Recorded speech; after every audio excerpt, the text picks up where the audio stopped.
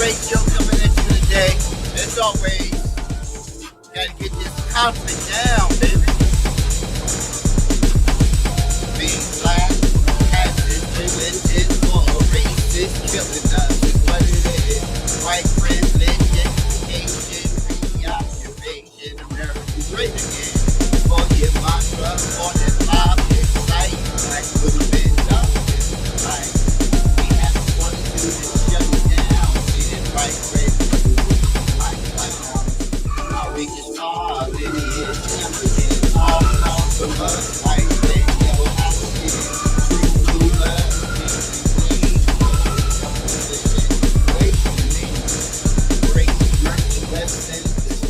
peace be upon us, your planet's cold. You're not superior, you're inferior. Just a lot of talk, it's superior. Your gun, we don't live. We get our contribution year after year. Traumatic memory, won't free me.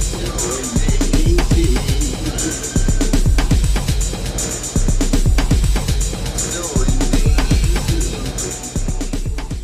So it may be stupid. Yo, Jedi mind trick. We ain't shook. We want to smoke. Bring it. Woo! Greenwood, we could do it again. Black unity. Don't forget my friend. I'm thinking this shit. Black supported black. Wall Street district. Regain some more the same sensation within the brain. We love heard out of mystery, take the train in the 21st century. Circle select, the time has come to push it in yet. The memory won't bring me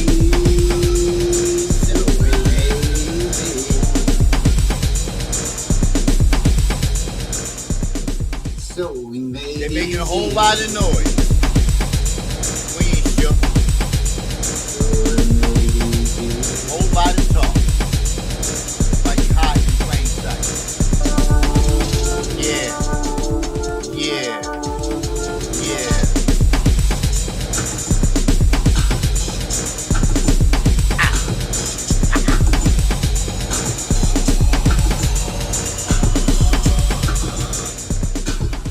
Welcome to another live episode of Daddy's Right Here Live. Glad to have you.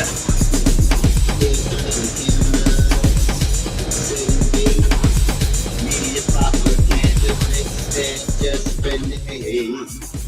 You're waving to the crowd, spewing empty promises. If causes allowed, game you still offer this. It's a dog and pony show, threatening the world. Donkeys and elephants, a three-ring circuit, broken through. They called us in, Coastline and Shanker. They only want followers, not independent thinkers. Political leaders, sweet bottom feeders, men who are owned and women. Yeah. Political leaders, sweet bottom feeders, and women who are owned. That face are woo! This is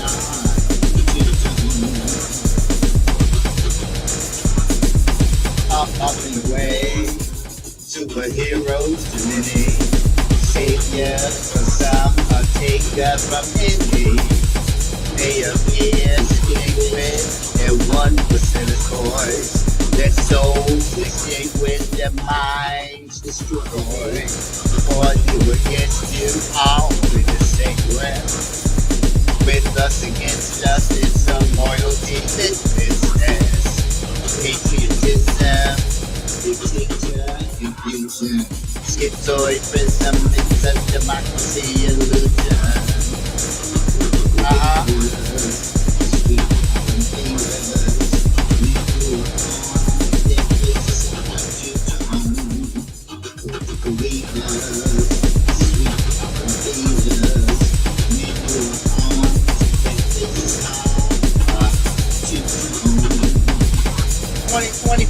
gonna be a different year.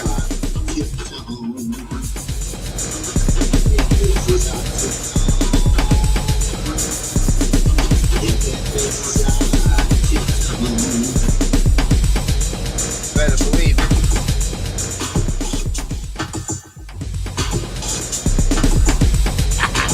Woo!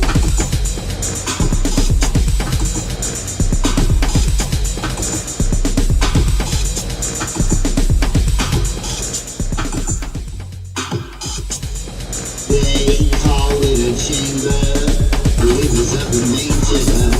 In God they No stranger. And until they die, from their sleep they will cry.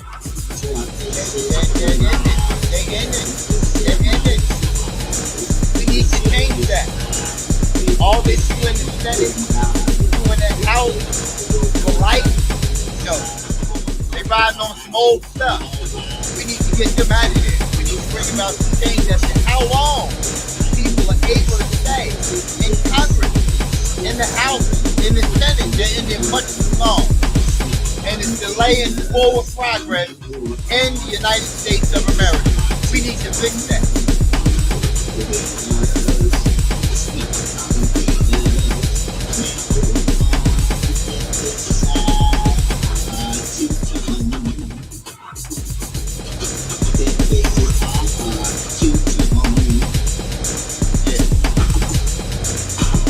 You want to take it out of the history book?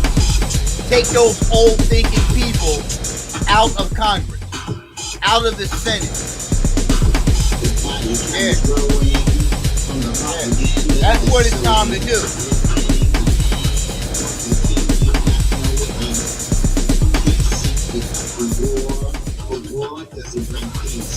Congress and the Senate.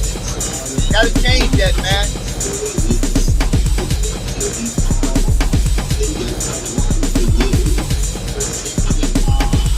And so they adore you. Holistic in nature, maturation is turn the other cheek, everything is unity. It's coming for you. Y'all know. Yeah, y'all just got the kid. Now you got the kid.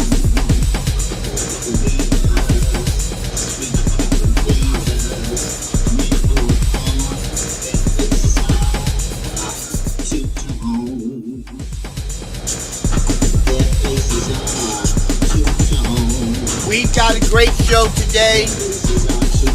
We're following up on last week's subject matter, which was about high conflict relationships. Yeah.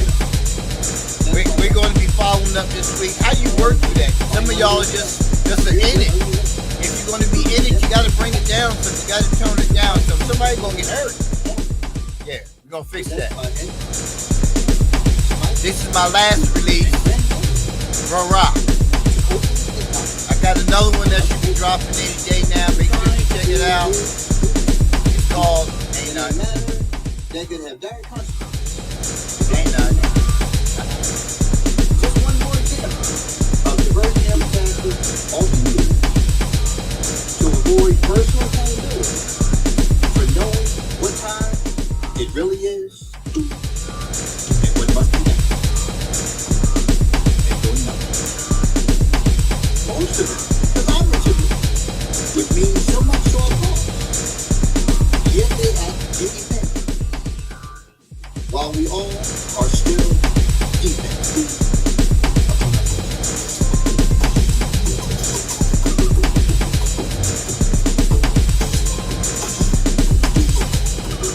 Huh? I can't hear you. America. Oh, okay. America. Again, words were spoken. And again, our brother able to know it.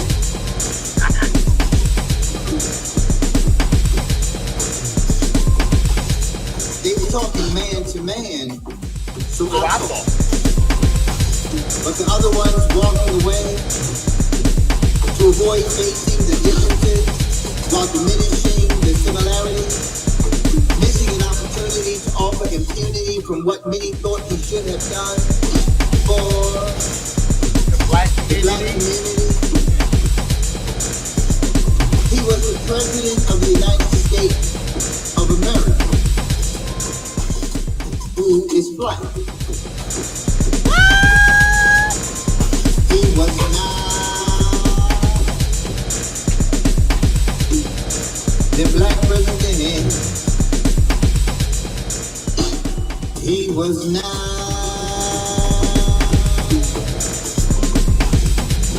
The black president. the black president. He was not. He was not. He was not.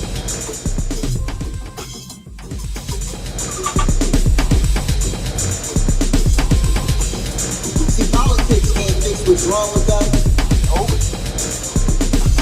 See, politics can't fix what's wrong with us. Nope.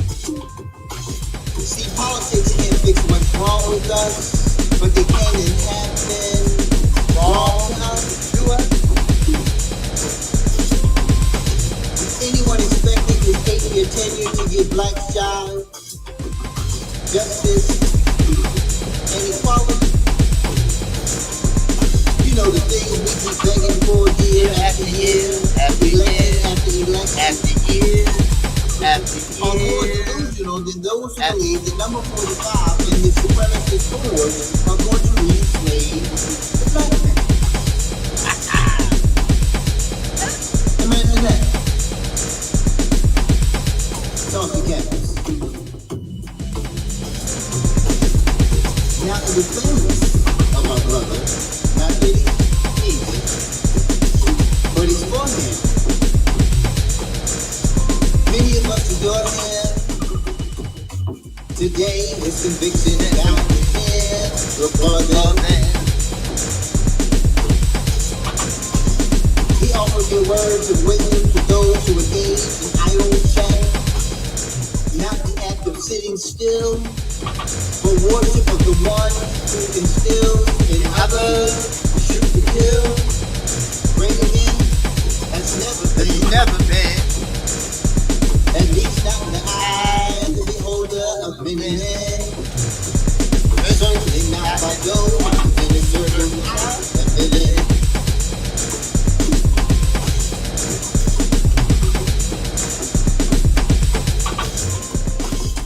Slandered and ostracized, no mollies, no drive-bys, no innocence, sodomized. Standing erect, brothers he check words, express historic refresh. Great again, America's mess.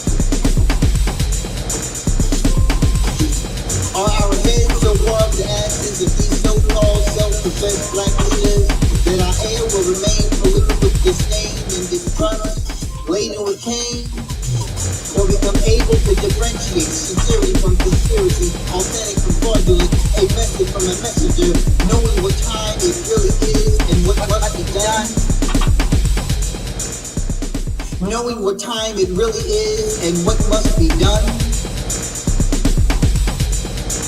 Knowing what time it is and what must be done? America,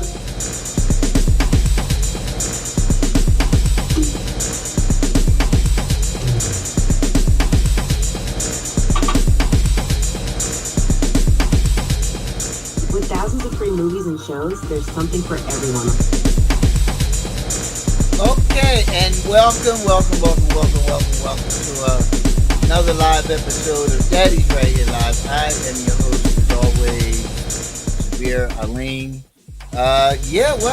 Here we are. 2025 is definitely going to be an interesting year. The cowardly racists are still out there trying to invoke some level of fear into the black community. You're cowards. Plain and simple. You are cowards. And let us not just believe that this is the work of white racists. There are black folks out there who play this same game, right? There's hate on both sides of the fence. There are people who are out there actually doing things to start a conflict and confrontation who are black. We know this. They will do anything that they possibly can to start a race war. Let us be very clear on that. Let us be very clear that the things that we see happening are not necessarily, not totally white racist. We need to be real clear on that. There are people out there who ain't got nothing else to do with their time, who are inferior in thinking, inferior in acting, inferior in their entire existence, who want to do nothing but sit back and watch the smoke. And watch the smoke. There's people who don't want to see unity in America, amongst Americans. So we need to be clear on that kind of stuff before we start acting and reacting. You know, we got a lot of clowns out there, a lot of cowards out there. Right? This is nothing new to the black community. With these letters and emails and phone calls and stuff like that. Right? That's why these cowards went into hiding and they hide in plain sight and do what it is that they do. They're hateful. They're cowards. That's what they do. If they were really about this, they wouldn't wait to an annual march to do recruiting and then put their gear on and walk through the streets. Let's call it what it is. There's no boogeyman anymore. There is no boogeyman. We got rid of the boogeyman. So he goes and hides now. She goes and hides now. And tries to wreak havoc upon all Americans, regardless of religion, regardless of sexuality, regardless of race. They want things to be their way and they can't have it. So like children, they go pounce, stomp their feet, slide under the rock like the snake that you are, and use all other kinds of tactics to divide. People just want to live their lives. People want to be left the hell alone. That's what people want. That's what Americans want. To be left alone. You are not a patriot when you are trying to bring harm to your home. You are a coward. You are a coward. You are not a brother if you're out there seeking to kill, to harm your own. You're a coward. You're a coward. You're a criminal. That's what you are. You're a criminal. Move out of the way. You are a criminal. Period.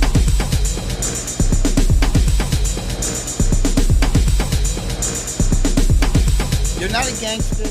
You're not a thug. You're a criminal.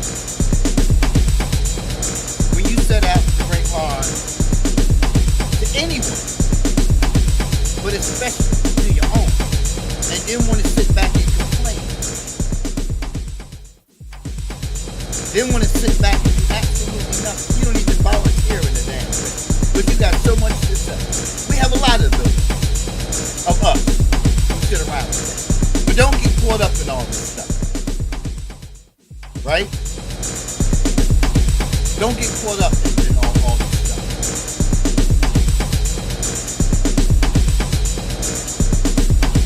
It's business. We need to learn how to move through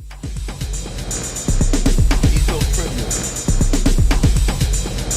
Because as magnanimous as we seem to want to make this presidential race, right? It ain't about us. It's not about Americans at all. At all. This is about the country as a whole. As a whole. Our borders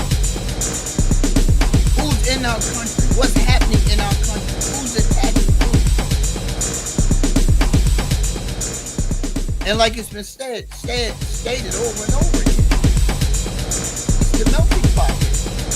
Everybody can get something, but you got to get it the right way. We have responsibilities as citizens to get it the right way. We have laws that we have to follow. There's things that we have to adhere to. As citizens, we can't just wreak havoc and do what the hell we want. As citizens, as American citizens. So come one, come all. But you got to do it the right way. What's wrong with that? Why is there so much up in arms about that? Because there's no up in arms about the threat that we have to ourselves right here in America, as Americans, that we have upon ourselves. We don't want to listen to the other side. We don't want to hear what others have to say. We're so caught up in defending a party on both sides that have proven to be nothing of worth. We already know. Come on. Let's stop playing games here. Neither party has demonstrated a damn thing. But most importantly, we've had one party that has been in power for what, 28 of the 32 years? And look at where we are. And you still want people to stand by for the sake of a party to get what? Think about it. To get what? 28 of 32 years, we have had administration in place. And that's all we've had. You can sit here all day long and argue. You can sit here all day long and argue. There has been so much divide during this whole presidential race among black people that is ridiculous. Our focus is on everything but the right thing. Build business. Build business. We don't need somebody to keep throwing us crumbs to build business, to take up trade. We have people who know the trade. We have licensed people in our own community. Why can't you take a couple of people in your house? Why can't you use the church, the masjid, the synagogue, a place in one of the rooms inside of there and do it your damn self? Why can't you do that? Did you really think that we were going to really benefit from anything that Harris threw out in the last 2 weeks of her run? Did you really think that we were going to get something? It was a Hail Mary. 2 weeks. And now you want to start talking about what you want to do for black men. For Latino. 2 weeks towards the end? That should have been your focal point from day one. You should have separated from the pack from day one. Who was supporting her? Who was in her ear? Who? I got nothing. And I'm not the only one. Right? But then we have people who want to argue and debate about standing by a party. We want to have people argue and debate about race and the allegations of somebody being racist and so on and so forth. When did it matter whether somebody liked us or not? We spend too much time looking at who needs to like us. How many racists have been in office at any level of government? How much of the clothing that you wear are owned by racist companies? How many designer clothing do you wear that don't design things for black folks? We heard it over the years. We know it. How many people still wear these things? How many people still support certain music? Certain filmmakers?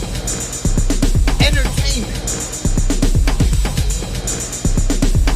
We label people as being racist, but we still support them. And then we turn around and justify that. Now it happens in the case of political battle, and now it matters. So now it matters so much to you that a person likes you because of the color of your skin in order for you to vote for them.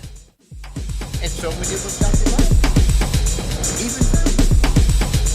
Every time something happens, the wedge goes deeper and deeper and deeper. Every time something happens.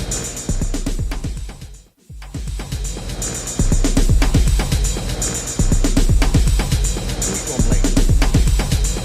When you going to stop pointing fingers? Think about it. When you going to stop pointing fingers? Last week's show, we were talking about high conflict and being able to identify what high conflict looks like. What it looks like. Is it you? Are you the high conflict person? We saw it play out.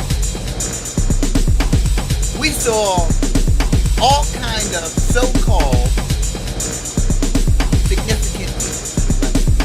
We saw recording artists. We saw political analysts. We saw some of the people who participated in different things, different meaningful things in the 40s, 50s, 60s, 70s, 80s. A lot of people just start falling off.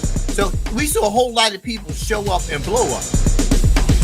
The line, blow up on Facebook, blow up at one another because you want to tell us who we should be voting for. Who we should be voting for. What has spent little to no time in educating people, right?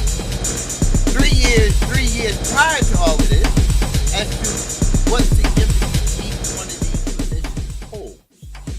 Somebody posed a question the other day on Facebook, and get the exact verbiage, but it was asking, so what does Congress represent? What does the Senate represent? What's the fact? What is legislation? We spend all this time during the election period, right? During the run. You want to try to tell people, a lot of us don't know. A lot of people don't do research. There's a lot of people on social media that don't research none of this, don't look it up, and we don't make it significant at all. We don't educate our people. We want to demand that you support this because this is what I say. Who the hell are you? Who the hell are you? Who the hell are these people who think it's their damn job to tell every other black person what the hell to do? Who are you?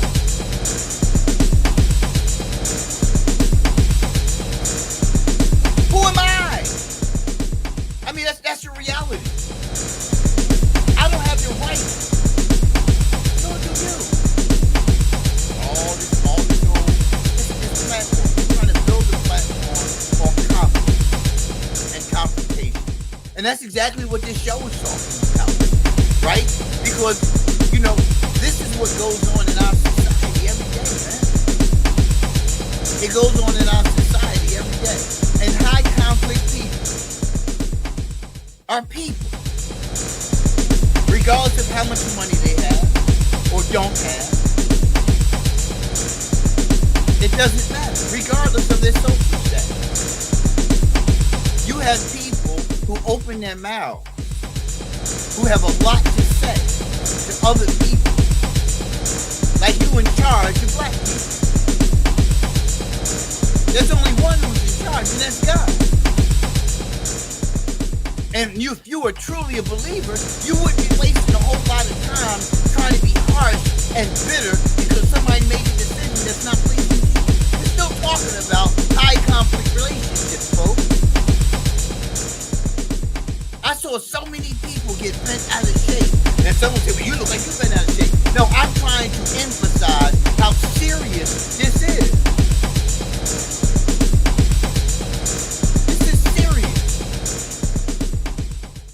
I'm 64 years old. I've not seen our relationship get better. I've seen event after event after event after event happen, and I see a wedge go further and further and further into the black community. You can't even walk past another brother these days and say, yo, what's up, man? Without them falling short of rallying and history. I got a neighbor up the street from me, right? We had had a little exchange of conversation. It wasn't nothing deep. I said something to his wife about something, about walking her dog in the back area of her home. She went home and said something to her husband. The husband came. No, he came right. It wasn't that kind of interaction, right? I expected that. You should. If somebody says something to my wife and she feels some kind of way about it, she's unsure about it, she says, hey, that's not what you know. But when you have the intent, see, because they've been there a little long, we kind of see something about their attitude too, right? I don't want to be sitting on my patio and smell your dog piss and poop. It's a sign there that says, no animals walk the back. I said, hey, are you aware that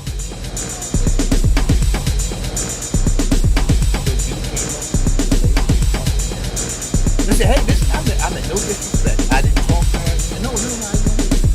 But then I saw as I continued to observe, the whole attitude. So the other day he was out there and I spoke to him.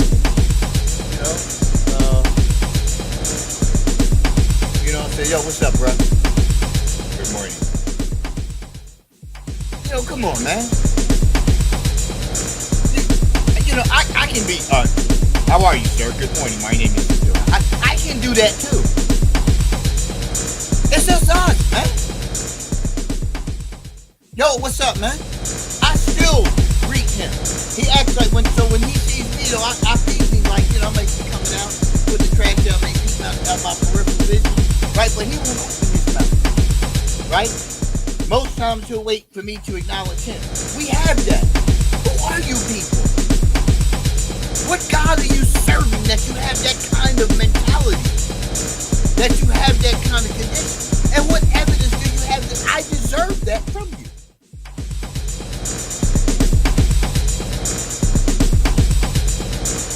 Some of y'all need to come the hell down off these podiums and jumped up on. That you think you better than somebody. I'm degreed too. I'm credentialed too. That don't mean a damn thing. It's what's in here. It's what's in the heart that matters. You can intellectualize your all day you want. You can enunciate and eradicate yourself right out of existence within the community. You're asking me blackness like any damn body else. And even if you already are, and you know you are. And you know you are. But you just won't let it go. You just won't let it go. Right? So it's an article here, Psychology Today. The article is by Jill P. Weber. Right? The title of the article is about relationships. 6 strategies for couples in constant conflict. Now this is about couples in conflict. Right? This is about the title of the article. But what I just laid out for you, right? Relationships between you and anybody else. So it don't have to be boyfriend and girlfriend, husband and wife. It doesn't be none of that. It can be your boss. It can be the cashier. It can be the party. It can be more than one person. When you're interacting with someone else, this all applies.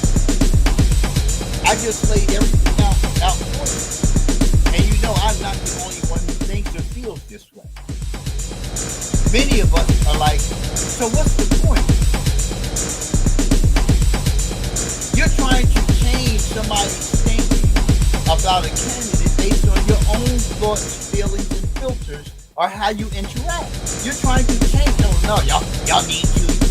Listen, black folks have been called coons, Uncle Tom, and people are still using Uncle Tom wrong. Y'all don't even know Uncle Tom and making all these statements about, somebody being an Uncle Tom. Do you know who Uncle Tom was? Right? What you call somebody a coon? How low is that? But you want to call somebody who don't look like you racist? What do you think you're being? When you spend your time keep talking about, white this and white that and this, that, and the other, what do you think that you're being? We don't have that conversation. Have you ever sat down and had a heartfelt conversation with anyone white? I mean, a real conversation. Have you ever listened to them? Have you ever listened to their perspective? Have you ever listened to the perspective of a Republican? Oh, that's right. In your mind, all these Republicans are white. How dare a black man become a Republican? Jeez. See, these are all the things that play out in relationships every day. I can be black as tar, but if I'm a Republican, that's a problem for some of you. I've already considered changing my party. I've been considering that for the last couple of years. You can just act doing this. But where's the thinking? Where does that come from? How much do you really know? How much evidence do you have to support your thinking about me as a person? Think about it. Me as a Muslim, meeting somebody who's not Muslim, right? The conflict exists. The non-Muslim versus the Muslim. Why is it everybody versus the Muslim? Why?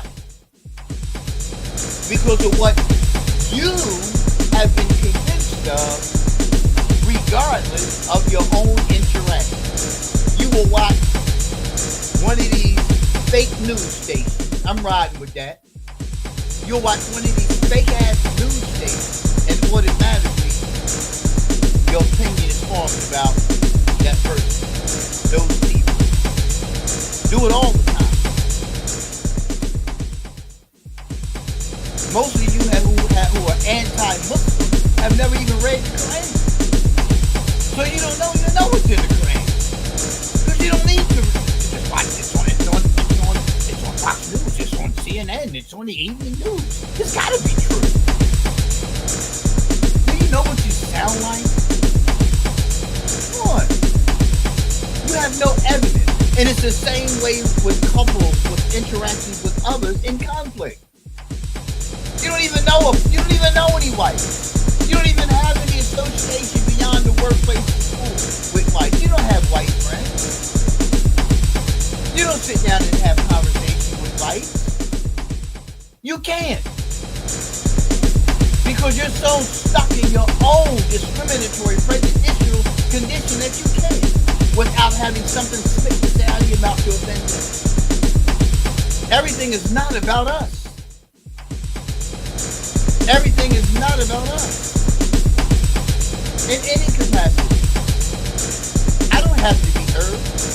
Sometimes the greatest experience is shutting up your mouth.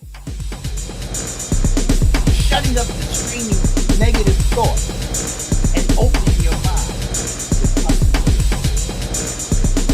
That's why we're not growing. Because everybody, is so splintered that the idea of sitting down with someone who doesn't look like you and having a conversation, not a heated conversation. You don't have to disagree with everything. You don't have to agree with everything. How about learning about the person? See, as a clinician, I learn from the individual.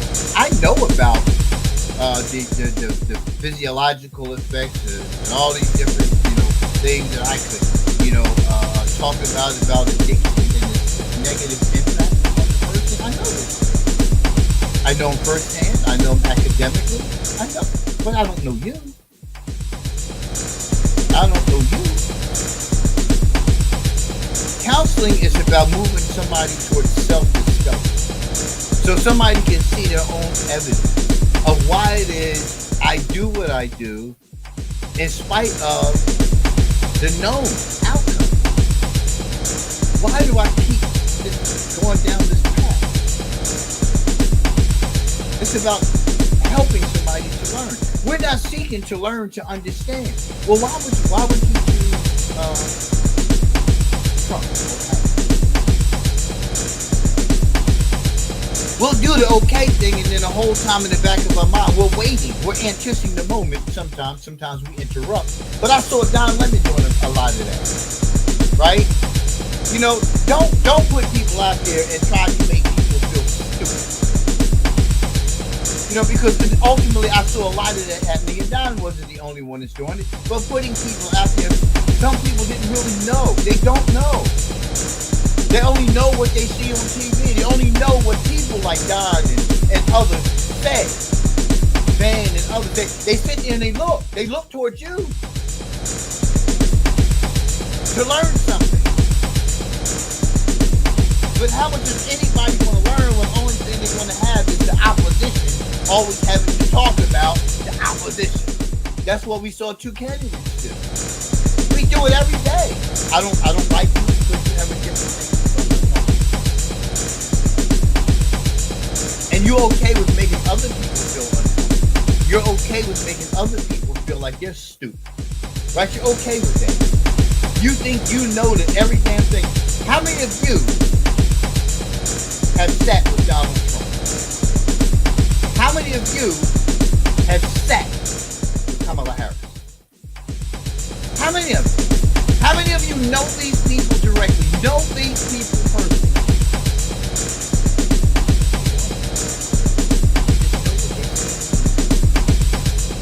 You just know what some of them have said themselves. Okay, haven't you said something stupid out of your face? Haven't you said something derogatory or disrespectful to another person, another group of people too? Don't you do it? So since when did a human being who's running for political office become exempt from doing the same thing that any other human being would do?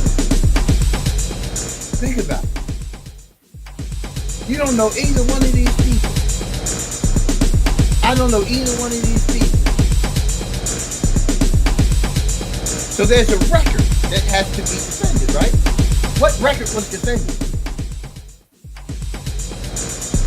That's the first thing you ask yourself. What record was defended? What information, what knowledge do you have about the record? Who did you listen to? Why did you listen to that person? What makes that person's word or words valid? Let's be clear. D.L. Hughley came out anti-Harris, according to what was posted in his own post. In his own post, not something somebody else said. Then he later posted about having had a conversation with her and how he learned something different. Not right, wrong, or different, valid or invalid.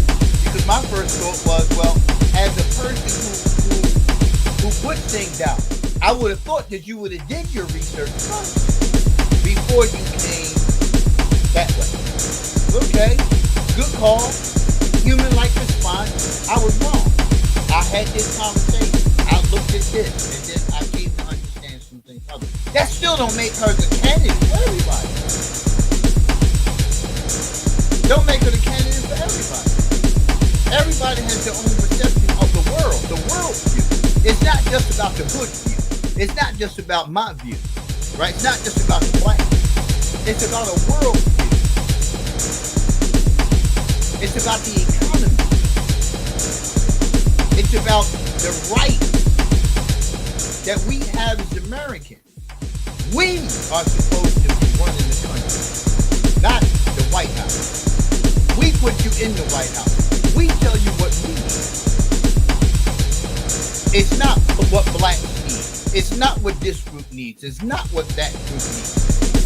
Right? There's things that we have full control over, and you have to ask yourself, why do we seem to be the only damn one? Right? Move on. How y'all gonna move on? How are we gonna move on? And that's the same thing with the other countries.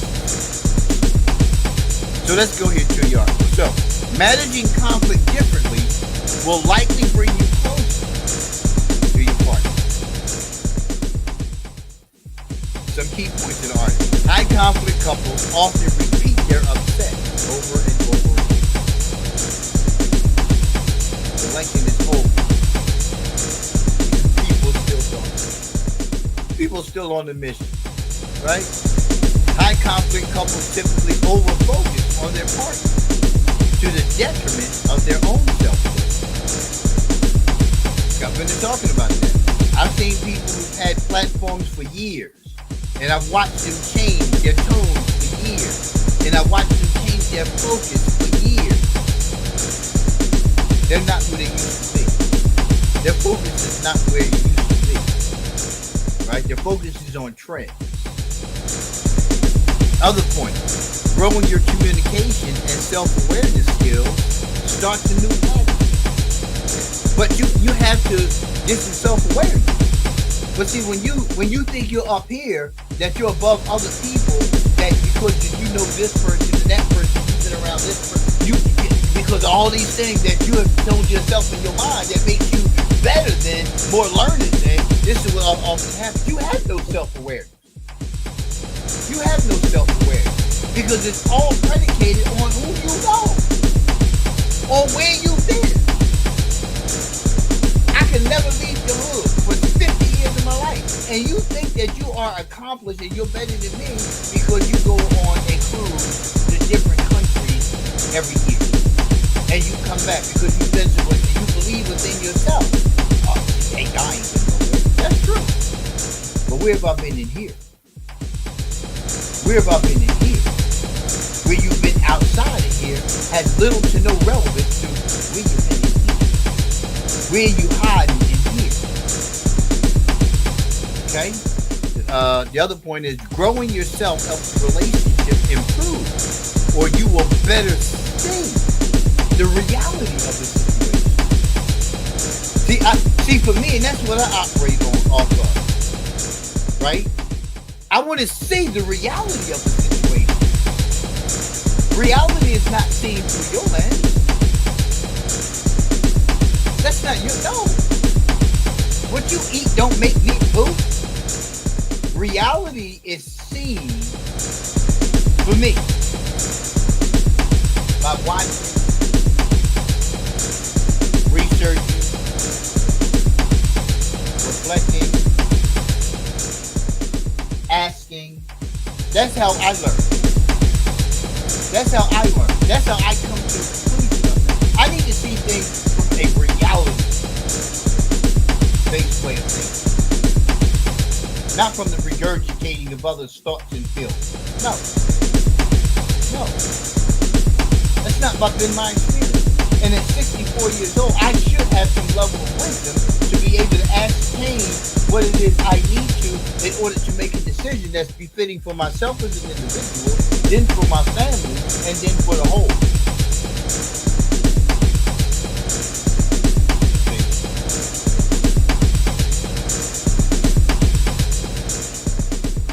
So if you're not growing yourself, you can't help a relationship improvement. That's the last bullet. Growing yourself helps the relationship improve, or you will see the reality of the situation. There are people who are together for years, arguing, fussing, and fighting every time you see them. They get drunk and they have these knockout, drag down fights, and the next day, oh, stop it, everything like that. And you be like, how do you live like that? Somewhere along the line, somebody begins to grow. They begin to grow too. You know, one day the light comes on life.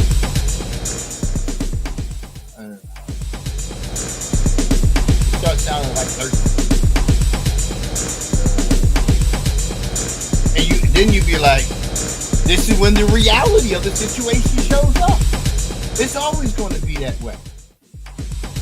Right? It doesn't have to be. So let's go ahead through the article. When a high conflict relationship enters my office, I usually point it out immediately. This is because it is impossible to heal and grow before you accept the reality of your situation.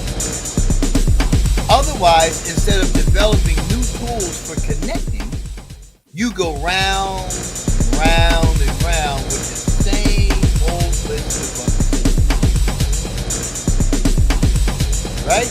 If you feel stuck, unheard, and walk constantly on eggshells, then you and your partner are likely living with the stress of a chronic emotional crisis.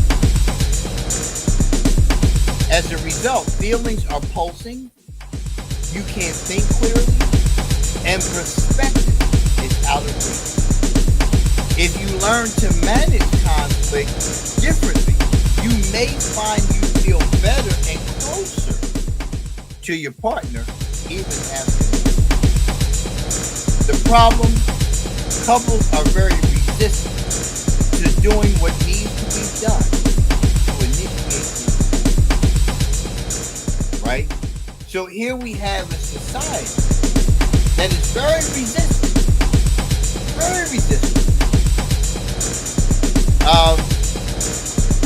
Knowing that we can do better as citizens of this country. We know we can do better. But when you're constantly faced with tension that are often mostly produced by propaganda, it's difficult to do. That's why they don't let up. That's why the media continues to do what it does. They keep telling you about influence of those outside of the country. Now, look at the influencers inside of it. And although Donald Trump said what he said in an inappropriate manner in regards to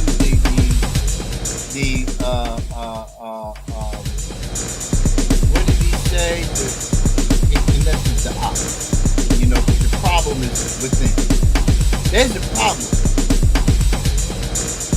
with the democracy in this country, and everybody knows it. Everybody knows it. What's happening in this country economically and on every other front is not acceptable. When we look at the resistance, right, the idea is to keep you pointing fingers, to keep us pointing fingers at one another, to keep us divided by race, by religion, by all these other things that we see every day, right?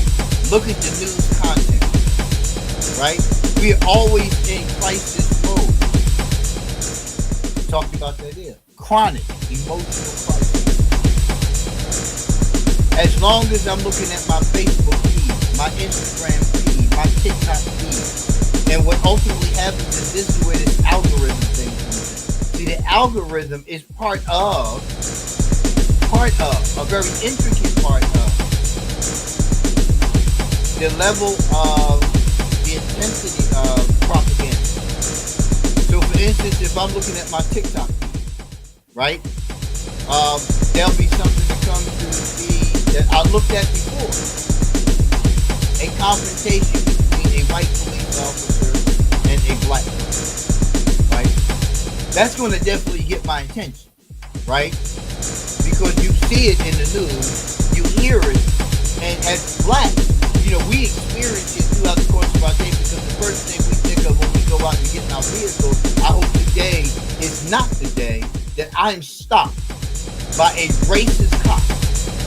Or, because we need not leave this part out, because we recently had 5 officers, I think it was 4 or 5 officers, who were charged and indicted.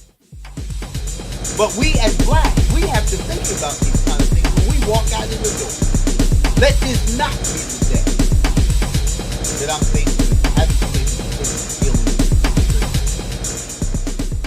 Because we know oftentimes we don't make it home. We know that. We know that selling candy, selling a loose cigarette, walking down the street drinking pop and having a bag of Skittles, and on the phone and minding our damn business, we can still wind up not home. Everybody doesn't have to contend with that on a daily basis. That's what a black man has to contend with every day. And then we have the constant ongoing influx of propaganda. So let's be clear, because there's a reason for resistance. There's a reason for resistance. There's a reason why that you get resistance from your wife. You get resistance from your husband. There's a reason why that resistance is there.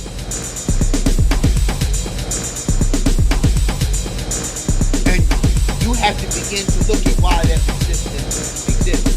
So when I have a conversation with one of my white friends, with a person who I don't have a relationship with in the sense that we're just interacting with one another, like me and my tattoo artist, we have those kinds of conversations. We have real conversations. And I don't make him feel uncomfortable because he shares a perspective. But anytime we have these kind of interactions, right? We have to, on both sides, begin to have a conversation and understand that there's a reason for this resistance. The resistance isn't there because I don't like you because you're black, because you're white. That's not why the resistance is there. The resistance is there because all day long, this is all I get. We're going back to the feed, right? So as soon as I spend a certain amount of time looking at this post, and I can't say that this officer is racist. I didn't see the whole scene. I don't know anything about a past relationship. I don't know anything about what preceded the post. All I see is a white police officer interacting negatively with a black person. That's all I see. That's all needs to be seen. That's what propaganda is about. Propaganda is not going to show you the whole thing so you have an understanding. Right? And just like any other relationship, if you don't have a full understanding of what preceded you in this relationship, what history does that person have that unresolved, that continues to show up? You don't know anything about any of that. And then when they do tell you, a lot of times they tell you because this is the way it used to be. And they haven't gotten through that. They don't know how to work through it. So it's the same way with any other relationship in real life. I don't know how to get through it. And it says it right here. The problem, couples are very resistant to doing what needs to be done. Why? You know that this needs to be done. You know that we need to begin to have a conversation.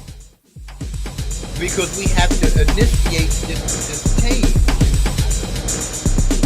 We have to change that pattern. It's a pattern.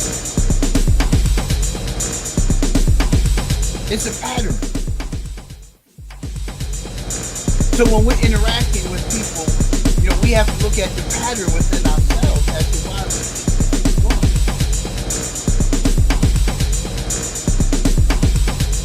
I've told y'all many times about my history coming up in the 60s and what I experienced and how I could have justified and validated within myself hate towards them. I chose not to. This is what these people are doing. That's not every white. And then I go back and again, whites weren't the ones who were climbing through my back window, breaking my front window, breaking through our home in a project and robbing us. They weren't white. Not only was they black, one of them, well, probably all of them, right? But I didn't have evidence, right? But one of them got caught. We were, my mother and my boyfriend and me, we were upstairs in our room sleep when this dude got caught breaking into the back window. But I'm saying to you, the person that put a 12-gauge shotgun in my face, the person that attempted to rob me, they were black. They look like me. But we don't have these conversations. We don't have the conversation about who's destroying our shit, who's breaking our shit. Who's breaking into our cars. They look like us. You have that evidence, but you still allow it to exist.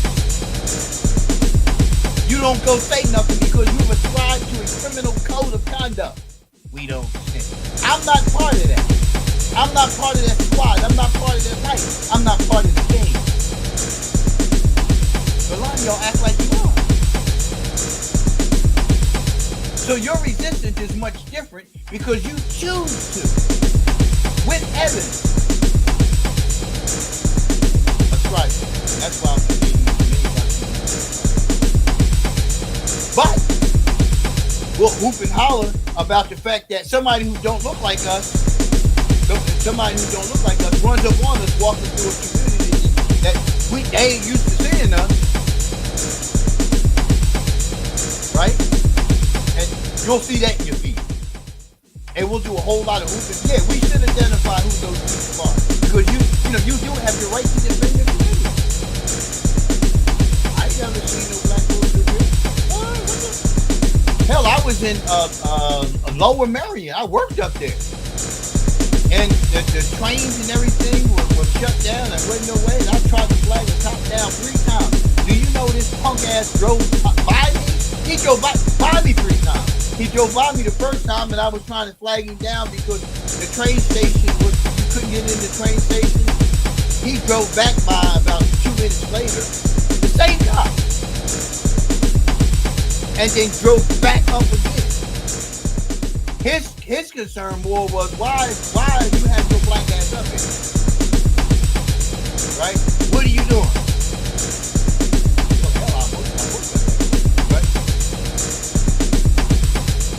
But I'm not running. I'm thinking to myself, damn, I can't even get somewhere safe because of his thing. And let somebody ride by and say, oh, I see this black man who looks suspicious. Maybe that's what he was waiting for. Maybe he was waiting for somebody to make a call so that way he would have a justified reason to stop. It doesn't matter. The reality of it is this is what takes place. The reality of it is this is what propaganda does, to provide you with supportive evidence to keep you resistant to the idea. And that's the same thing that happens in every relationship. Why are you resistant to the idea that this person sitting in front of you who doesn't look like you really does care about you as a human being? We want whites to have conversation with us that are in alignment with the verbiage that we want them to use, as opposed to just letting somebody else. We want to put out music laden with the N-word, but don't want the white person to regurgitate the N-word when they're singing the song. But you made millions, maybe billions, off of whites buying your music.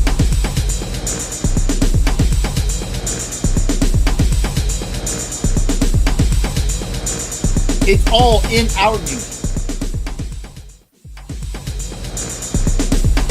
But there's restrictions on who can use the music. That's not reflected on your album. It just says E for explicit.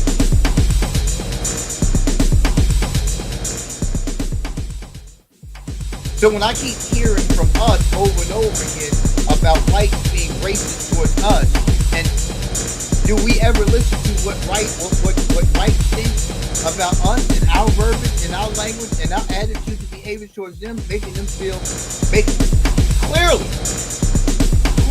not making them feel, clearly being racist in our own tone, being racist in our own perspective. But somebody turn around and say that the black man can't be racist. What?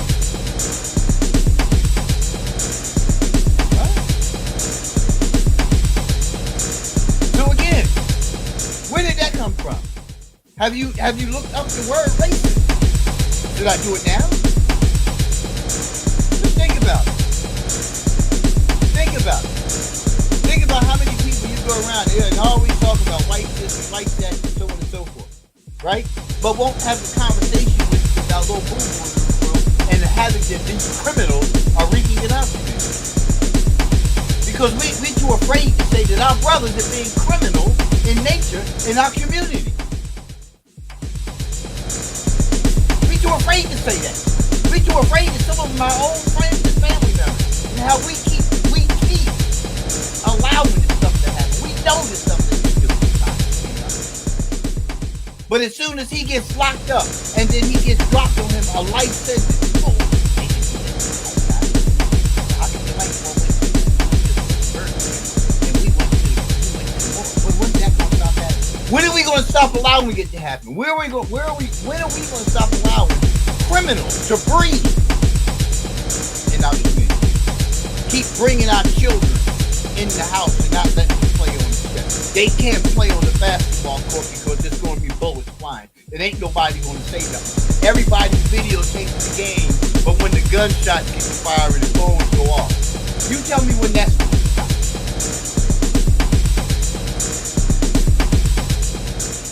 See, I'm talking about evidence. I'm talking about why are we so resistant? Why are we so resistant to cleaning up our own damn community? Why are we so resistant to helping the police, but you want to defund the damn police? You want police to stop crime. They can't stop crime. They can't be everywhere. If they ain't being helped, they hardly going to do anything. You can walk by a cop sitting there parked and put your finger up and say all kind of other things about your mouth, but you can't walk by and stick a note on his car with a piece of tape. 777-9311. That number was familiar. Hey, let's check this out. Now, you're being a snake. Oh, you part of the game now. You part of that team. But you want to cuss the cops out when they show up on the scene. You want to call them all kind of names and everything. And then it's continuing to be influenced by your social media feeds. Because you keep spending time looking at this. I try to go by, I try, as difficult as it is, I try to just go right on by. Because the algorithm is going to pick them up. And you watch the whole 30. Oh yeah. Let's send you another. And then you see more, and you see more, and you see more, and you see more. By the time you walk out the door, right, you want to put your hands on somebody. By the time you walk out the door, you're so filled with anger and rage and hate, you know, towards, you know, these officers, especially white officers, that when you get in your vehicle, when you see one come up behind you, you automatically, and don't get stopped. It's over. Same thing happens with the boys. Girl, same thing. Right? It's the same thing. It's the pattern that's not being addressed. Right? So therefore, you're resistant to the idea, because every time I act out on the behavior on one of my least desirable traits, one of my less enduring traits, you sit down and you say, she gonna always be like that. Only way you can take down a Georgia pine is to climb up there. You ain't taking down no Georgia pine from the bottom. You can try that with any piece of equipment and it will flip that equipment. You take a Georgia pine down,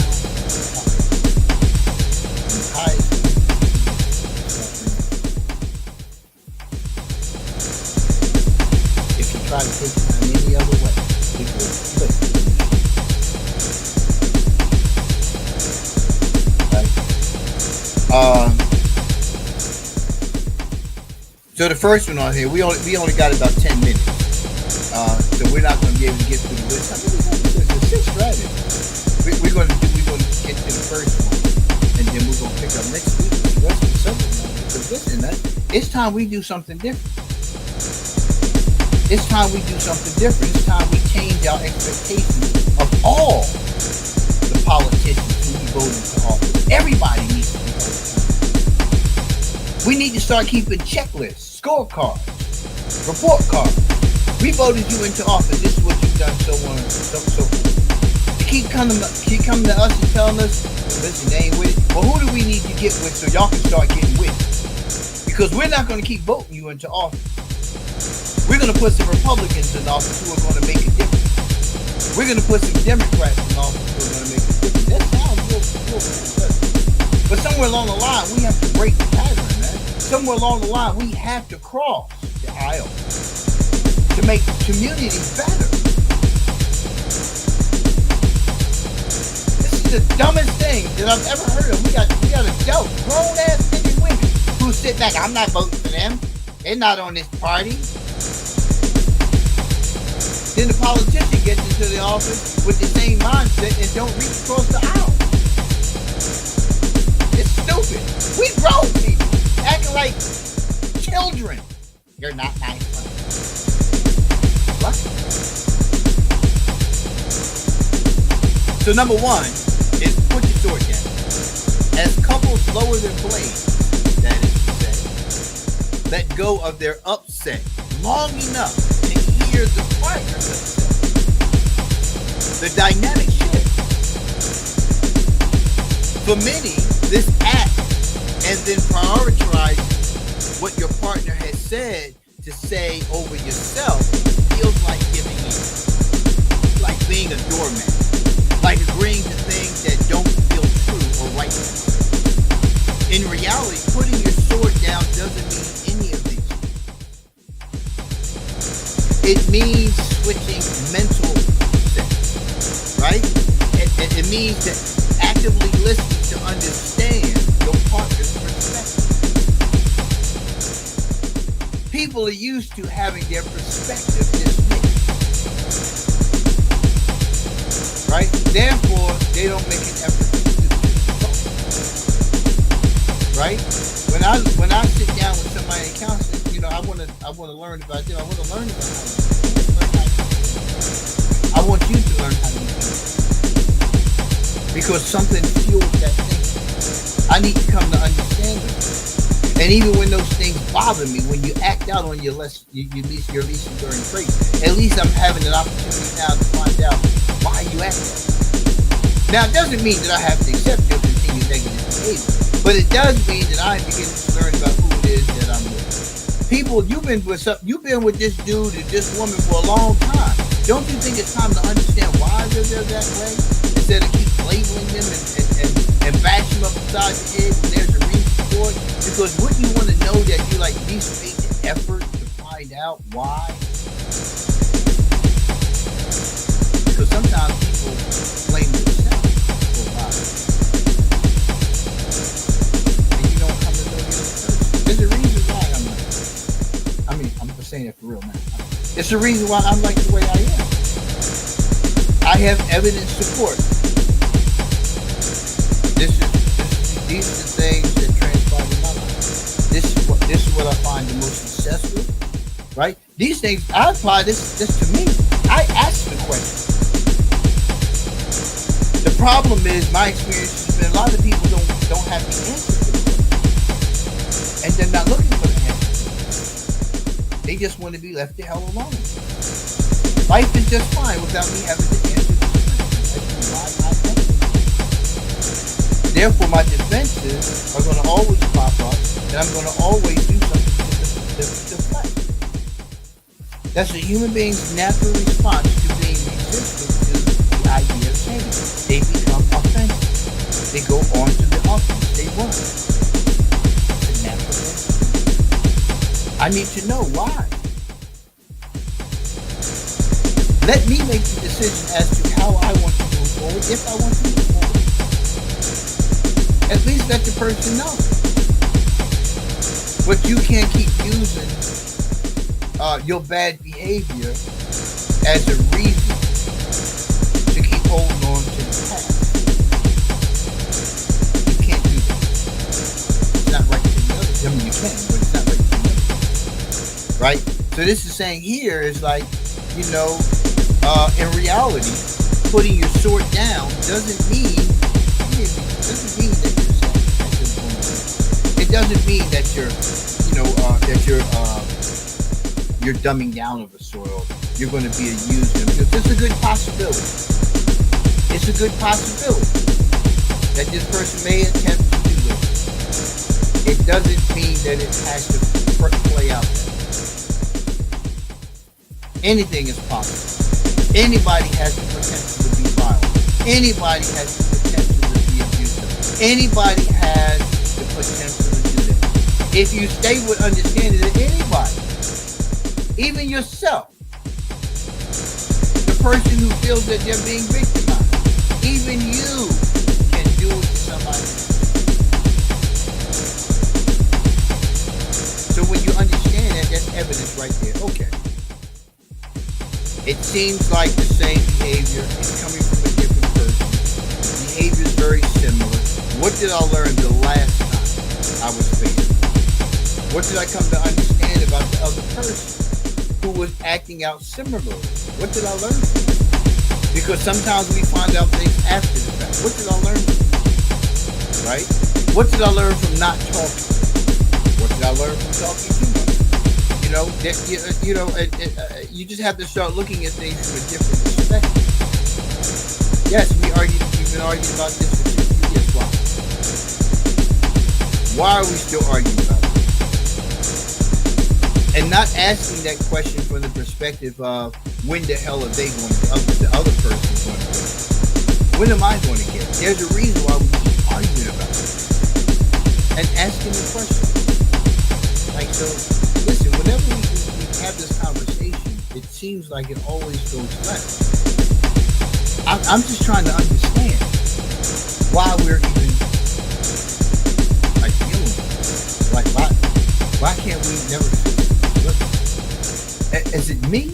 Am I being too harsh in my approach? Is it something that you don't want to talk about? And if so, why don't you want to talk about it? Right? It's about finding moments. And sometimes in the moment is not the moment.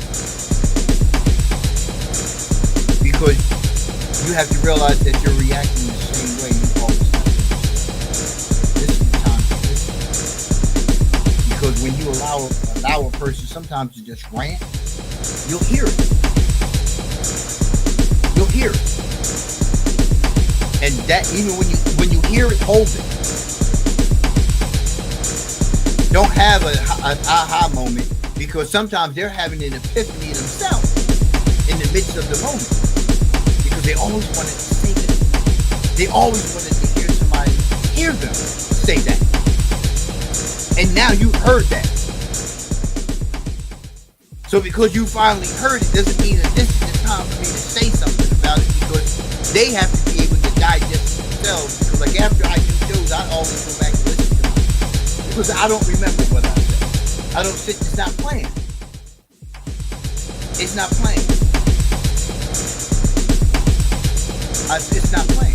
So I'm learning things myself when I do these articles, and I'm always saying, I'm learning too.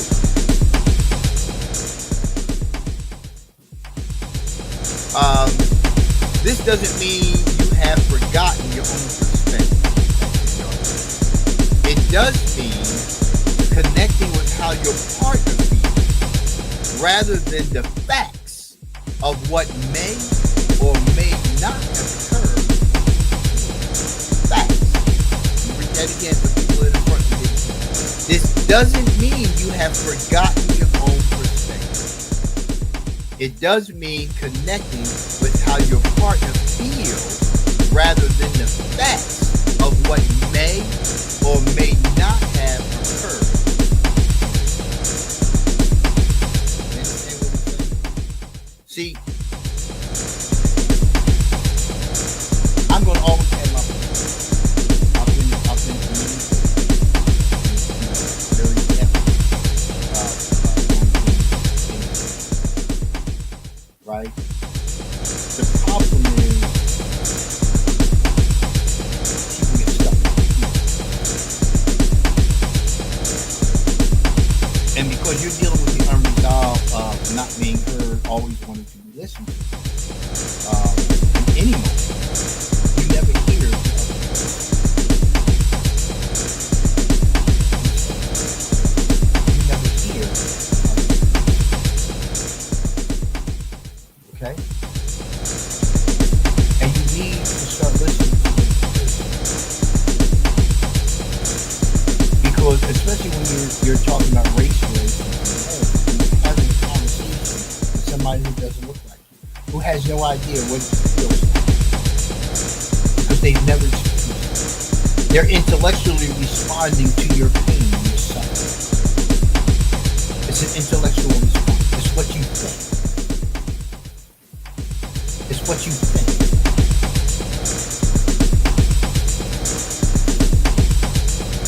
That's all it is. It's what you think.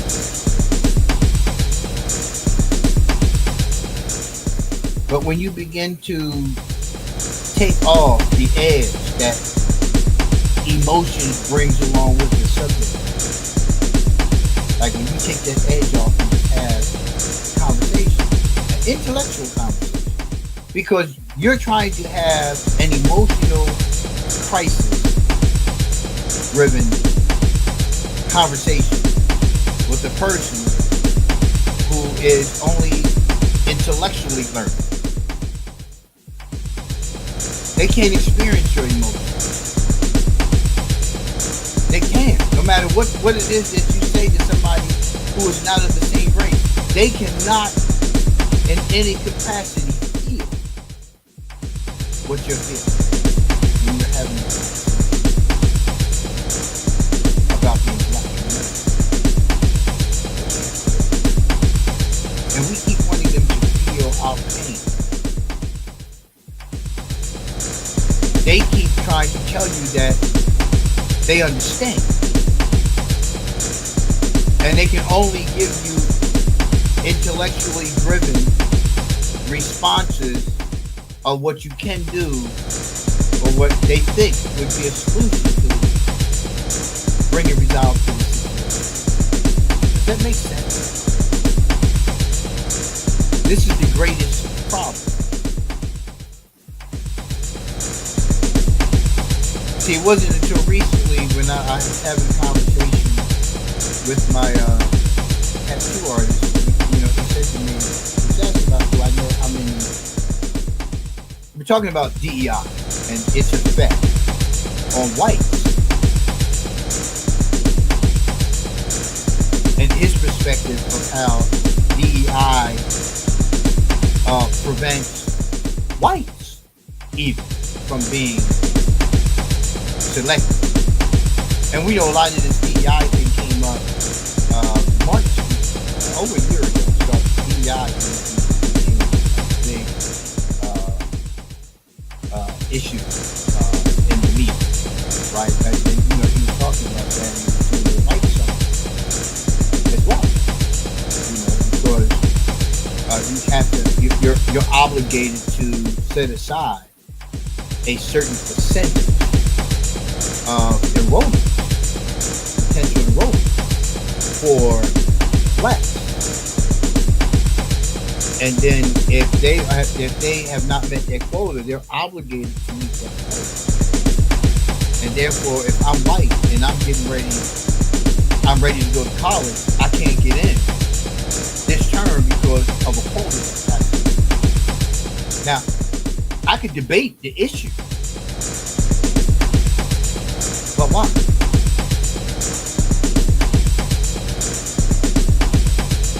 It's a lot of things that I could have said, but why? In that moment, I need to understand what it was that he, and I can't say he felt it, I can see some feeling behind it, but I can't say whether it was an intellectual or emotional perspective. Only that it was something that he cared about is what I needed to communicate. He cared about it. How do I know he cared about it? Because he said something. He wasn't just regurgitating necessarily a cause of others.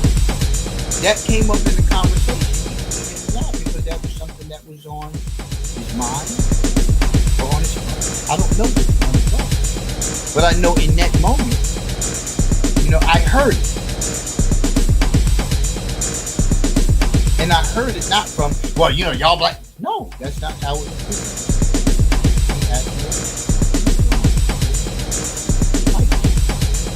White man.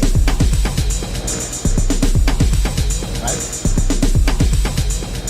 So again, there's something to both sides. You don't always have to agree, and you don't always have to disagree. And even if you disagree, you don't have to disagree.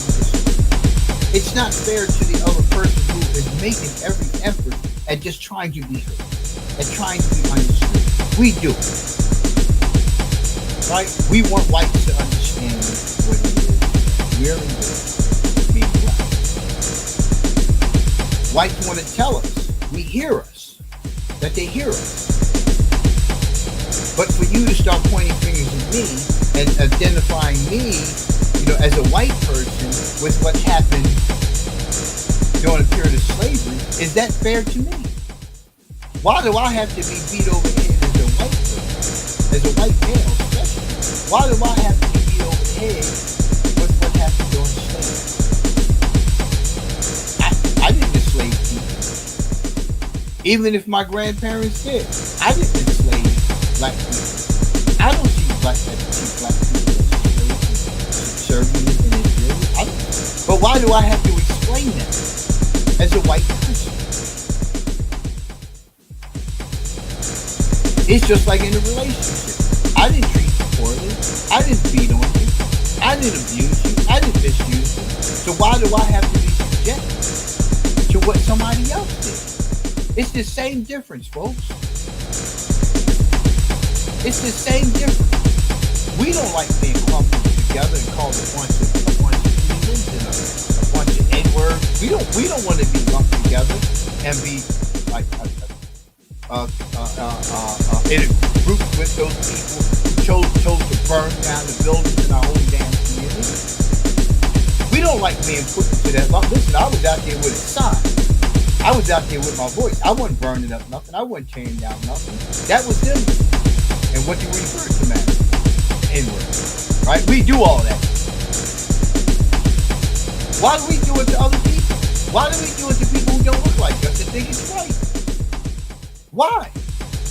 It's not right.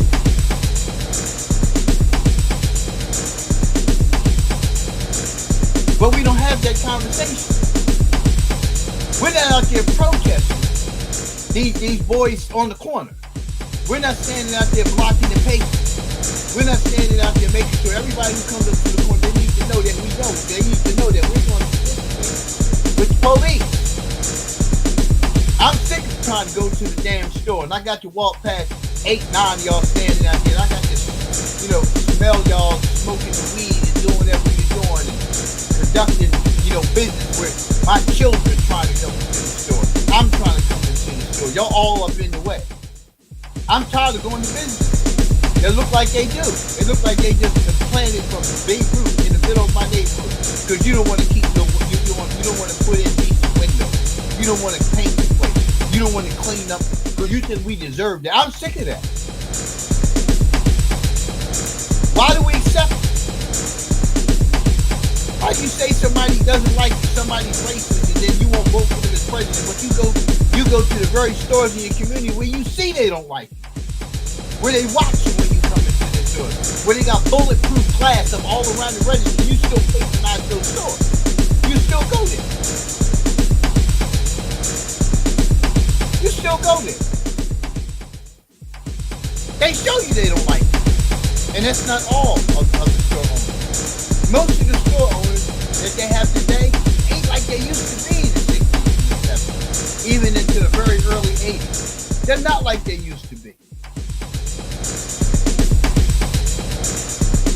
They're not. It's stores that still exist today, right? That are Asian owned, white owned, other owned. Let's put it that way. Who had pictures of our kids, of us, on the wall. That's what stores used to do. Hey, Miss Nancy, how you doing? Hey, where's the picture of the baby? You didn't bring me a picture. I forgot this, the holy place. I can't remember the name of it. Off of 73rd.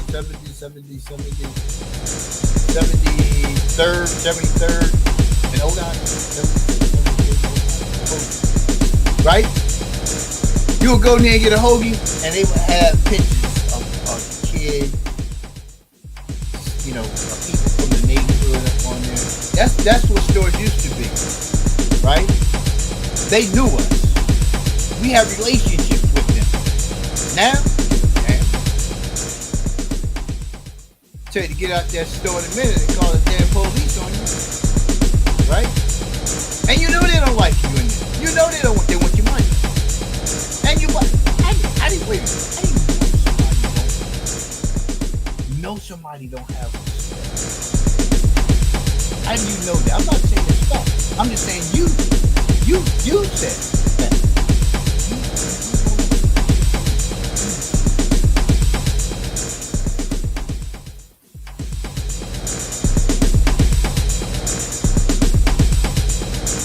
You went in close.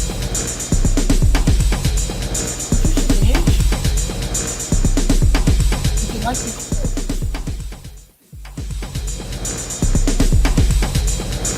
I'm confused. And it's the same thing in the boyfriend, girlfriend, husband, wife relationship. You know, you treat me like I'm some common Negro out on the street. Like I don't help pay the damn bills. Like we didn't just have a child together. Like we don't sleep in the same bed with each other. That we don't share each other's hurts, difficulties, challenges, and joy. We haven't been doing that for the last 2 years. You keep treating me like I'm a stranger.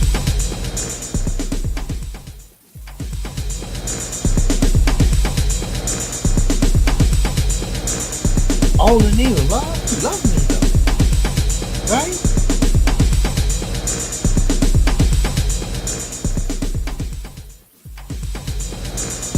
The last sentence on put the short down, which is number 1 of 6. Genuinely trying to understand their distress or experience of you makes all of the difference. People do what they do for a reason, not unless they're dancing. And let's stop jumping on the narcissist bandwagon, because a high toxic person, a high conflict person is worse than a narcissist. With a narcissist, you know everything about themselves. You know you ain't gonna get no answer. You know they're selfish. A high conflict person, a whole lot of stuff. Now we talked about that. Unless it is a diagnosed disorder. Right? Because some people have diagnoses who are undiagnosed. And some people need to be diagnosed because of their fear of the stigma. Right? But there are some people, man, who will always be lied because they're resistant to the idea of resolve and what comes along. It's scary for some people, man, to surrender and let their guard down. It's scary. I get that. You know, I experienced it. It's scary, man, to feel like you're losing something when you surrender. But it's the most important thing that you can do in your life. To do for your life. Surrender. Either it's going to be okay or it's not going to be okay. You can't make it be okay because you're operating off of fear and you're not letting your guard down. You can't keep it from happening. It's just going to happen if it don't happen. If it don't happen, or you know, and you spent all this time still balled up in the knot anticipating it, it's going to be that way. If you surrender and it happens. You know that person. Listen, you can't go back into the shell and say, "Hey, well, see, I told you." A lot of times, when you think that, you force it to happen because of your resistance. Because of your resistance. Yeah, it works against you.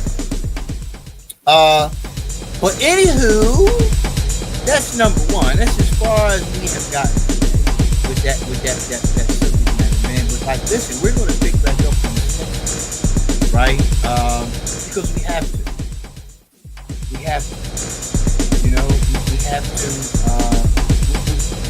It's important that we do something different. 2024 is wrapping up, you know, with intention on a 4-year plan. Are we going to be resistant to the idea because of what's going on in the church? Are we going to continue to look at propaganda in the same way that we already have the evidence of what it does? And, like, listen, I just use social media, right? My thing is, listen, if I went off all of them, I love my family. There's people out there who I love dearly. Hell, if I want to call you, I'll call you. I got your number. You got mine. You can't use that for an excuse. That's the only way I stay in touch with my family. Well, that's another issue that you're gonna have to deal with. You're gonna have to get them phone numbers. But I'm not trying to be another people's business. I like to know that we got to do cousins. I like to know all that. That don't mean I gotta let you know when I get mine. That don't mean you don't. I think you may, if you see pictures of my 2-year-old, it's because her mother. Listen, that's what a mother do. We know that there are limitations on what can be posted, and she respects that. And I respect the fact that she shares her joy in that capacity. Right? If you want to know about how I'm doing, you call me. But social media, man, is dangerous. It's dangerous. The hell with all this privacy. You don't have no damn privacy. If you say anything public, it's no longer private. It's going to wind up somewhere else. That's just reality. They want to make you believe, China's so bad because they're doing this with your information and that with your information. But shit, you got drones, you got satellites that sit up there and watch everything you do. But nobody's having that conversation. Right? But you bash other people, you put other people in another light by doing things like this. Russia this, Russia that, this, that, the other. Well, we're concerned with what's happening in America. Why we got all these homeless people running around in America? Why we got all these people in America who can't even get a damn meal a day, let alone 3 meals a day? Why? Why do we still have people lining up to get these kinds of things? That's what we're concerned with as Americans. Why are we spending $6 on a dozen of eggs? Why are we spending $4 change on a gallon of milk? Why are we at the gas pump and we're spending more money at the gas pump than we're spending on the damn car insurance? Why are we paying so damn much for car insurance? Why are they complaining about how much they have to give? I've been insured for extra. How many years? I ain't had to damn extra. You giving me my money back. You might as well say, let me hold that. That's what we need to call insurance. Let me hold that for you. Let me hold that for you. Because that's all they doing. Let me hold that for you. Because all they doing is giving you your damn money back. But they're making money off of your money. Everybody's making money off of us. And I'm glad Elon Musk said, and I'm glad Trump said that the people have given you a mandate. You've been given a mandate. But I'm glad it's been said that we're going to stop allowing the government to take your money, take your hard-earned money. That we're going to start putting money back. We can't even save these days. Can't. Y'all know. Anywho, listen. Thank you for tuning in. As always, you be doing anything else on a Saturday morning and sitting here listening to mine. And if you can't sit here on a Saturday morning at 10 o'clock, I get the party started at 10. I go ahead and do my spill. So that way I let you hear some of the things that you may not have heard. Maybe you learn some things about me. Right? I know some of y'all had eyes with me. Some of y'all got issues with me. So if you watch my show, you get a chance to learn who I am. I'm a real person. I don't waste energy on hate. And I'm gonna tell you the truth. I'm gonna tell you the truth. So if you don't want to hear the truth, don't listen to this show. If you don't want to confront the truth, your demons, your challenges, your difficulties, don't watch this show. If you see me in person and you want to be sick out your mouth, don't think that you're not going to have it. It's about the truth, man. Because we need to stop thinking it's okay to do what it is that that we do to other people and think that we're beyond, that we're exempt from in some cases the reaction. Don't let my shirt and tie fool you. Born and raised, bred, South Philadelphia. Right? I know how to use that part of stuff. I don't rely on that part of stuff anymore. But it ain't went nowhere. What TDJ say? I might be sick. Everybody around me. Sick. And I know it's sick. I'm Muslim. Right? I'm just simply saying, don't think because I have found peace within by relying, by submitting to the will of God. Don't think, because it's also scripted how we deal with it, right? I'm just simply saying that, yo, man, listen, we need to get this thing together, man. We keep running in fear every time elections come up. Oh, the boogeyman. Ain't no damn boogeyman. No boogeyman. Right? Time to let that stuff go, man. Move on. All that, they use this. What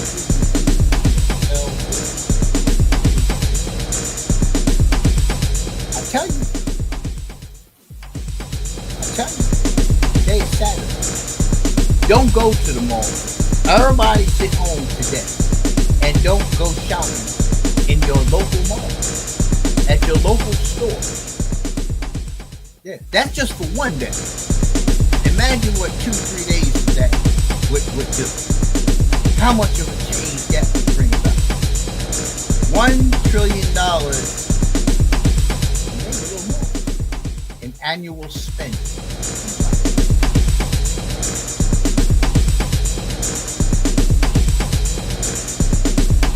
You walk through neighborhoods and you see cabbages. Why? You've been in office 12 years. Why do we still see them damn cabbages? We ain't gonna ask you this no more, Senator so-and-so, State Rep so-and-so. We're not gonna ask you anymore. You done told us that you was gonna get it done and you haven't gotten it done. But yet still we see this little burger whatever it is that popped up. That them added 5 more jobs to our community. Whoopee. We didn't ask you for that. That's not you bringing business, bringing commerce. That's not what we're doing. We want people off the street. We're tired of coming out of our doors and going to catch the bus, going to catch the subway, and we got to go into our pockets and help our people get something to eat for that day. And I don't care if I gave it to them and helped them get a drink or another drug for the day. Kept them from knocking them damn out inside the head because they got a couple thousand to get one more. So maybe we done saved about 5 more of our citizens who would be traveling this way on their way to work, and that person didn't have any money to get one more. So somebody didn't get busted upside their head. But we still see it every day. We're going to stop asking people the same damn question. If number 47 and his cohort got a mandate, so the hell do you sitting in the office with your councilman? No matter who the hell you are, we're going to stop putting you in office.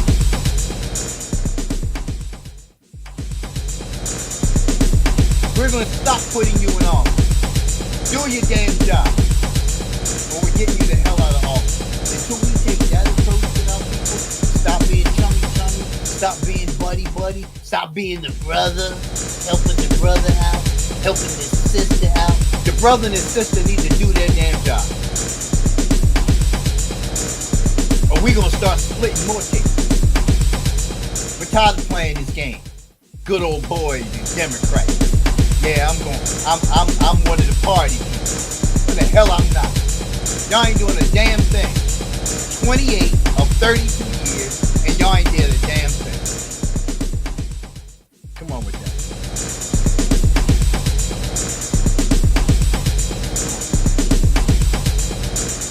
Kill me.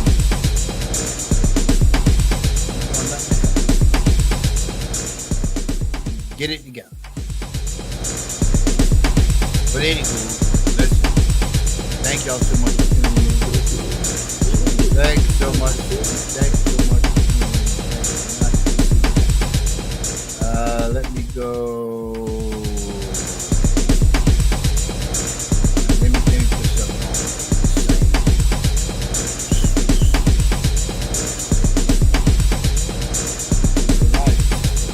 Oh, now I know why. See what happens is there's a message and everything. See, I just put it out. So I go to put this on, but they put something else on. Hey, listen, girl mom for life, love you. I'll see y'all next Saturday. God's willing.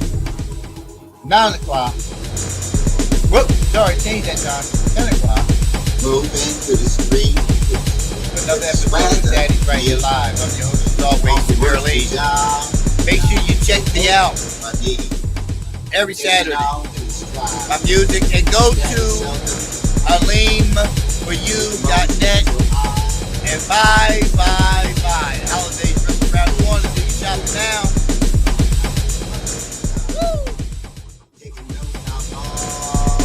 Daddy stays on the run. It's my dad and I love him. With him I have no fear. Cause anytime I need him, I know that's why he is. That's why he is. Daddy seldom gets credit. We don't see all that he does. What's important to us is Always showing daddy love. his love sometimes tough. To learn why took a while. Our relationship special. But that's his job. Raising his responsibility. Making it do what it do. Physically, emotionally available, and that's coming through. He's my dad and I love him. With him I have no fear. Because anytime I need him, I know that he's right here. That he's right here. Nothing needs giving out fatherhood. And he doesn't always no good. Most of the time he gets it right. Usually seek the light. He'll take his problems to God. Sometimes we'll pray together. The most gracious, most merciful one. Will with us. He's my dad and I love him. With him I have no fear. Because anytime I need him, I know that he's right here. That he's right here. That he's right here.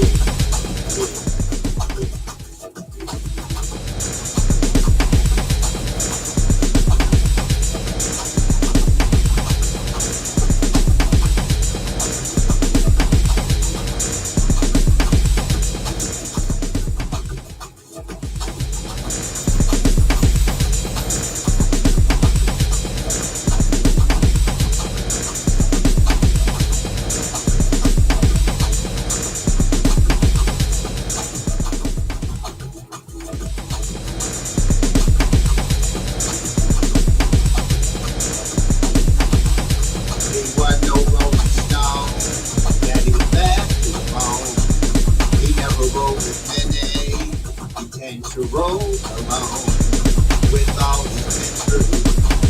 That he always takes the course, living life on his terms. God is his go-to source. He turned his life around, seeking refuge from the one above. Now we have the best of him, a daddy full of love. With my dad and I love him. With him I have no fear. Because anytime I need him, I know that he's right. Yeah. That he's right. Yeah. That he's right. Yeah. That he's right. Yeah.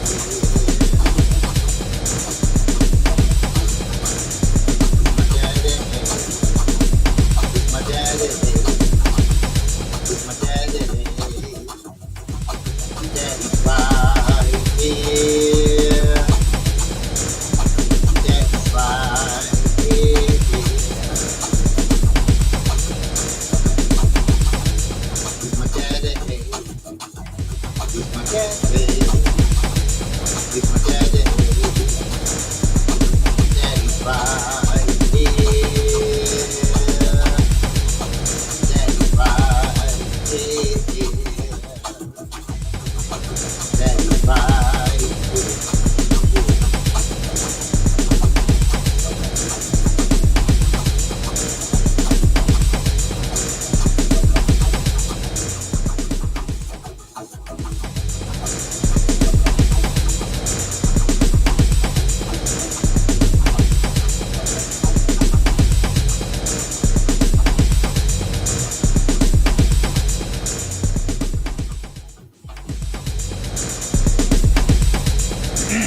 Yeah, thank you for tuning in. As always, I appreciate it, man. Anything, there's so many things you can do on the day, but sitting here listening to me, and know that. I appreciate it. Y'all have a great day. Stay safe. Stay